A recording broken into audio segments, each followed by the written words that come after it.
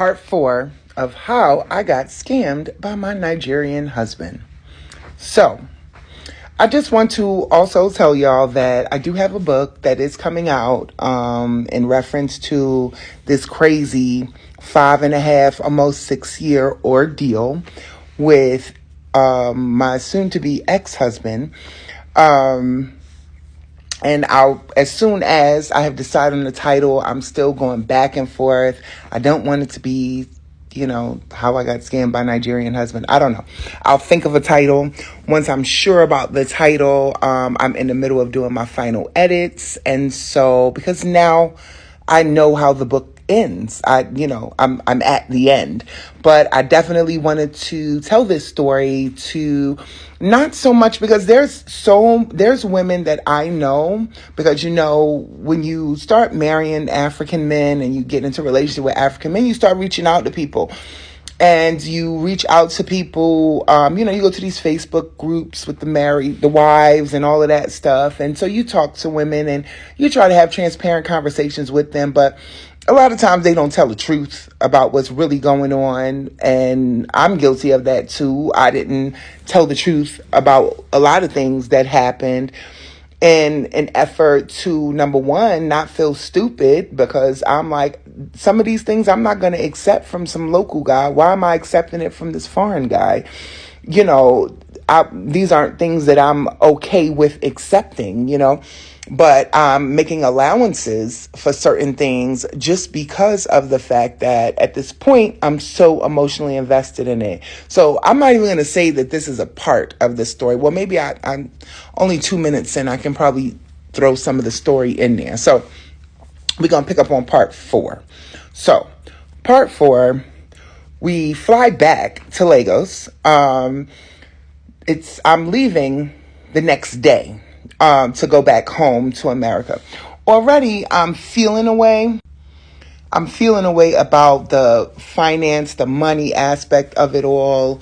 I'm a little sad because I'm leaving and I just got married and things did not turn out the way I wanted them to while I was there. This is my first trip there. But in my mind, I'm like, hey, we're married. I'm going to come back here anyway. So, it'll be fine. The kinks and stuff that we need to work through, we can work through them. We're just embarking on this new journey.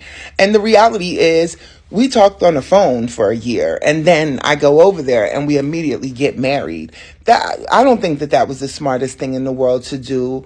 But am I a fly by the seat of my pants kind of girl? Yeah, if it feels good in the moment, I'll probably embark. Do I think about the decision I make after I make it? Yes, but I don't live in fear. I have on the shirt, it says fearless, because that's really who I am. If I want to do something, I'm going to do it regardless. And I say that to say, I don't make any excuses for who he was and who he is, because a person can only be to you who you allow them to be. And I allowed him to be this person.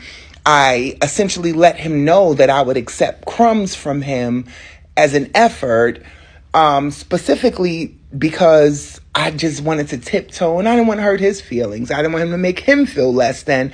But in that way, and, in doing that, I did myself a disservice because I was accepting of things that I would not have been accepting of in any other way, at any other time, in any other situation. So, on to the part, because I only got a few more minutes left. So, we fly back into Lagos. I'm leaving that next day. I'm already, like I said, feeling a way about the whole situation. But when it was time, like that night before we were leave, I was, scheduled to leave that next morning or whatever. At that point, he kept asking me, like, how much money do I have left? Now, I had exhausted quite a few resources. I had called my mother. She put money in my account. I had called, I had left emergency money at home with my kids, and my kids at the time was like in their early 20s, late teens type of situation. So they were cool.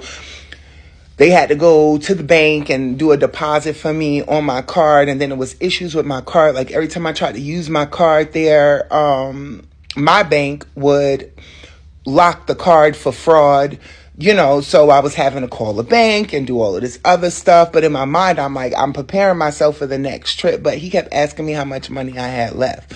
Now, I paid for that hotel that night in, no. That last night in Lagos, he actually paid for that hotel that night, and he paid for the cab, because I'm telling him, like, my funds is funny at this point. Like, I've been spending everything and you've been overspending since I've been there. And I came there with a little over $1,000, and with me thinking that, okay, he's going to take care of the hotel. All I really have to worry about is food and entertainment. I should have been okay. But because at the last minute, of course, he didn't have this, he didn't have that. That was a whole situation. So we were, okay, so he kept asking me about the money. Then the next morning, I went to go and try to get money out of the ATM because we were going to take a cab to the airport. Mind you, checkout at the hotel, I think was like at 11 o'clock. My flight didn't leave till like 6 or 7. And, you don't really have a place for me to go or be while I'm waiting on my flight. I'm essentially like, where are we going to go? What, are we sitting in the airport for 10 hours waiting on my flight? But he ended up taking me to, it was time to check out. A friend of his picked us up in an Uber. We go to a soccer field. They play soccer, whatever. We end up leaving the soccer field probably about 2 or 3. And then we sat in the airport until my flight left at like 7 or 8 that night. I couldn't wait for my flight to get called, because when I went to the ATM to try to get money out the last time, I didn't have any money left in that bank. And I was like, what the hell's going on? But what I didn't know was that my car payment had came out. And so that took like the last, I don't even remember how much my car payment was, but I think it took the last like $400 I had. So I ended up having to make a call to like my son to send me some like last minute money, because he was saying, well, I got to get into a cab. I don't have any money. I don't have this. I don't have that. So I literally spent my last couple of hours in the airport in Lagos, calling my kid, getting money. Mind you, it's 8 hours ahead. It's like the middle of the night where he was. And he's trying to transfer money to send the money into my account. And it was a whole thing. But he was able to get it done. And then, I kept going back and forth to the ATM machine, because they only let you take out like 20,000 Naira at a time.